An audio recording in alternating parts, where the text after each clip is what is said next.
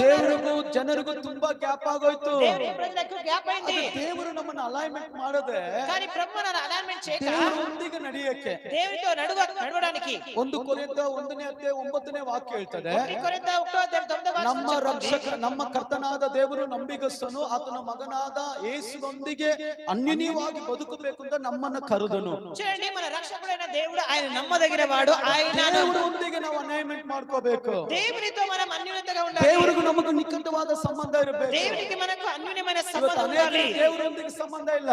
ఇప్పుడు దేవునితో సంబంధం లే, ಸೈತಾನನೊಂದಿಗೆ ಸಂಬಂಧ. సాతానుతో సంబంధం. ಅಯ್ಯೋ ಪಾಸ್ಟರ್, ನಿಮಗೆ ಯಾವಾಗಲೂ ಪ್ರೇಯರು ಉಪವಾಸ ಇದೆ ಗೊತ್ತು, పాస్టర్ మీకు ఎప్పుడు ప్రార్థన ఉపవాసం మాత్రమే తెలుసు, ಬಂದಿಲ್ಲ ಅಂದ್ರೆ ಬೈಯೋದು ಗೊತ್ತು, రాలేదంటే తిట్టే తెలుసు, ಬಂದಿಲ್ಲ ಅಂದ್ರೆ ಎಲ್ಲಾರ ಮುಂದೆ ಮಾತಾಡೋದು ಗೊತ್ತು. రాలేదంటే అందరూ ఎదుట మాట్లాడడం ಆದ್ರೆ తెలుసు. ನಮಗೆ ಇನ್ನೊಂದು ಇದೆ, నాకు ఇంకోటి ఉంది, ಜಾಲಿ ಮಜಾ ಮಾಡ್ತೀವಿ. మజా చేస్తాం. ನಮ್ಮನ್ನ ಅದಕ್ಕೆಲ್ಲ ದೇವರು ಕರೆದಿರೋದು. కానీ